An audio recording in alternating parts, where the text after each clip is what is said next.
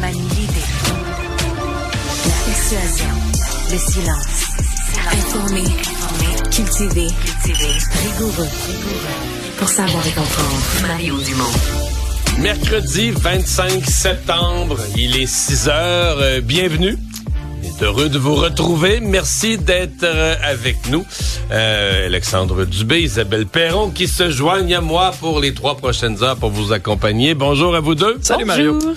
Le Canadien ne perdra pas, Alexandre. Il n'accorde même plus de but. C'est un mur devant le filet du Canadien. 4 gardiens en 2 soirs. Tous impeccables. 0 but. Quand même assez impressionnant dans la victoire du Canadien de 3-0 contre les Devils du New Jersey.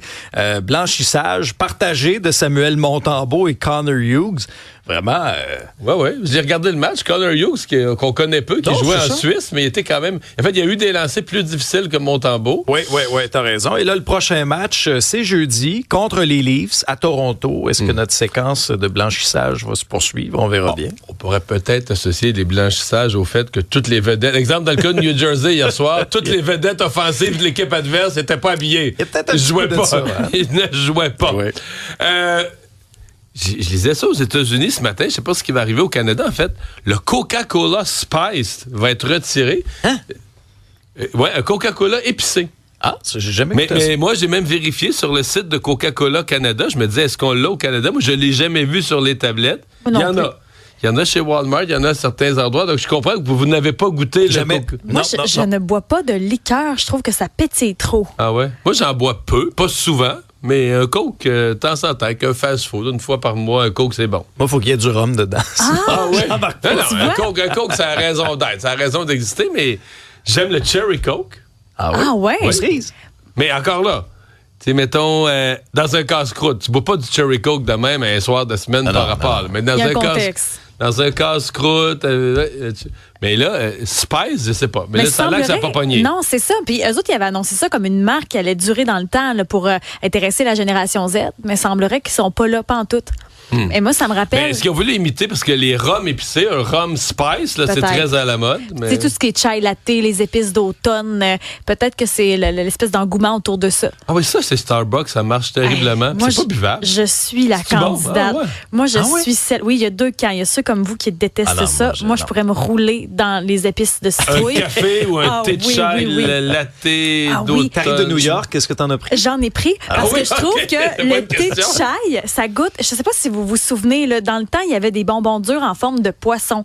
Il y avait des poissons rouges, puis il y avait des poissons blancs. Ça se vendait en vrac dans les épiceries dans le temps, là. Mais je trouve que ça goûte le poisson. J'aime le thé de chai, le pur thé de chai, mais pas goûte le clou de girofle. C'est oui, bon. Ça, c'est bon, mais pas d'automne. Ah oui, à la citrouille. Ah oui. Puis pas trop de lait, là, pour vraiment goûter l'épice de la citrouille. Ah oui, pleinement. Moi, je suis un peu... je suis très classique, moi, très traditionnel. Puis cet été, je fais quand même quelques pays en Europe. Puis j'ai eu toute la misère du monde à me trouver un thé glacé sans saveur. C'est vrai? C'était tout le temps à la pêche. Tout le temps. Mais c'est bon à la pêche. Moi, j'aime le thé glacé pur, mais j'aime aussi le thé glacé à la pêche. Ou aux framboises. En France, que ce soit à Paris... Mais là, en France, tu peux pas trouver un thé glacé. Non, mais on te regarde comme un extraterrestre. Qu'est-ce que tu demandes? Jugé. Asti. Là, ils comprennent, c'est vrai. Mais supposons au dépanneur, même sur la Côte d'Azur, où j'étais à Nice, il y avait tout le temps à pêche, tout le temps une autre sorte. Je peux juste un thé glacé régulier. C'est drôle parce que... Sans saveur ou trop. Là, ils ont l'impression qu'on parle anglais. Moi, quand j'ai été en France, quand j'ai demeuré en France, il y avait toujours l'impression que j'étais une anglophone. Ils ne me comprenaient pas. Avec ton accent de Bécomo? Avec l'accent de Bécomo, pour eux, c'était de l'anglais. Mais je crois pas ça, moi. Je pense qu'il y a de la mauvaise foi. Je suis sérieux. Moi, ça me choque tellement. Quand je vais à Paris ou en France... Mais en région, ils te font pas ça. En Alsace, ils ne font pas ça. Dans le sud de la France, ils m'ont pas fait ça. C'est à Paris. Ils te répondent en anglais. Et moi, je me confonds en excuses. Je t'ai écouté, je parle pas du tout anglais, je parle pas un mot anglais. Je voudrais bien vous accommoder, mais est-ce qu'il y a quelqu'un dans le commerce qui parle français? Mais je suis à Paris, là. Mais tu me parles en anglais. On joue aux innocents. On va jouer aux innocents à 2. Là. Je suis plus innocent que toi. Tu penses que t'es cave, t'as pogné plus cave que toi.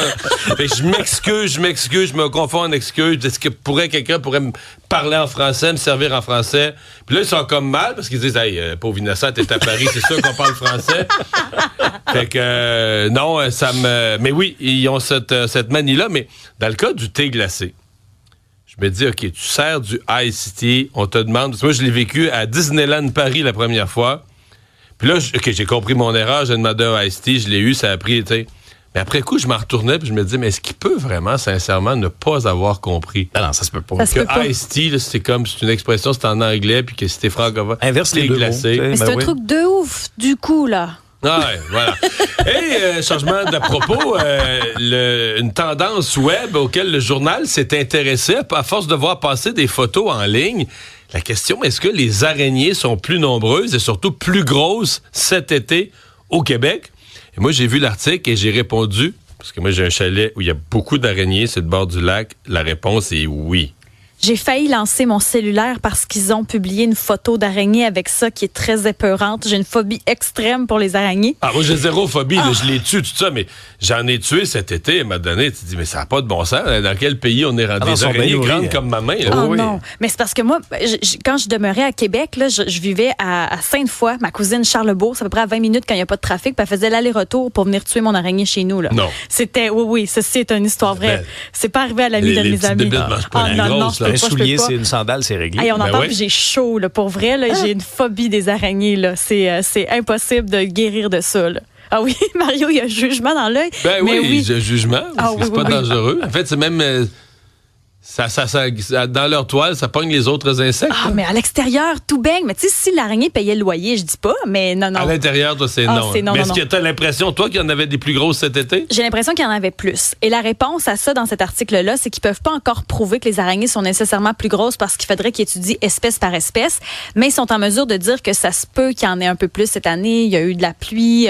Parfois, si l'araignée pond près de chez vous, les araignées vivent dans une espèce de poche. Il y a beaucoup de petites araignées qui sortent de la poche. Donc, ça se peut que si ça a pondu proche de chez vous, il n'y a pas beaucoup de prédateurs non plus. Ouais. Moi, mon expérience avec les araignées, avec un chalet sur le bord d'un lac, ce que j'ai découvert, c'est que quand il y a une vieille toile d'araignée, mettons, tu as une toile d'araignée, et là, parce que toujours dans un angle droit, la jonction de la clôture ou du quai puis du poteau, puis ça fait un angle droit, puis là, elle se fait en triangle, elle se fait sa toile.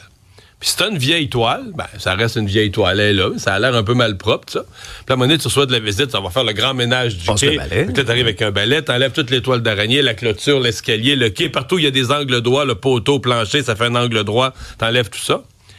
Et donc, le lendemain, il y en a de réinstallés partout. Donc, tu te rends compte que ton ménage est interprété par les araignées comme « Wow! Hey, depuis le temps qu'on était encombré ici, là, il nous fait une belle place, il nous tout un bel angle droit. Là, bon, enfin, là, je peux me rien... » Et donc, ça reste pas... C'est immédiat que l'araignée constate le nouveau spot, puis s'y établit là, une toile, mais là, on en fait une belle. Là, ça me fait on a un terrain de jeu pour travailler. Là, on fait quelque chose de solide. Là. Toi, tu te pensais tout seul, mais non, elle t'espionne dans le noir pour en refaire une autre. Ça me fait capoter. Tu vois ça pire. Bon, pluvieux ce matin quand on s'en venait au studio. C'est pas pire, ça, justement, pour les araignées. Ils adorent la noirceur. J'ai pas de rideau chez nous, d'ailleurs, pour ça. Bon. C'est de la pluie aujourd'hui, quelques averses. On a un peu de vent, des rafales jusqu'à 40 km/h. 17 degrés, c'est un petit peu plus frais. Ce sera la même chose demain avec un risque d'orage. Et pour la fin de semaine, pour l'instant, ça s'annonce très beau. Alors, on pourra faire du ménage aujourd'hui et défaire l'étoile.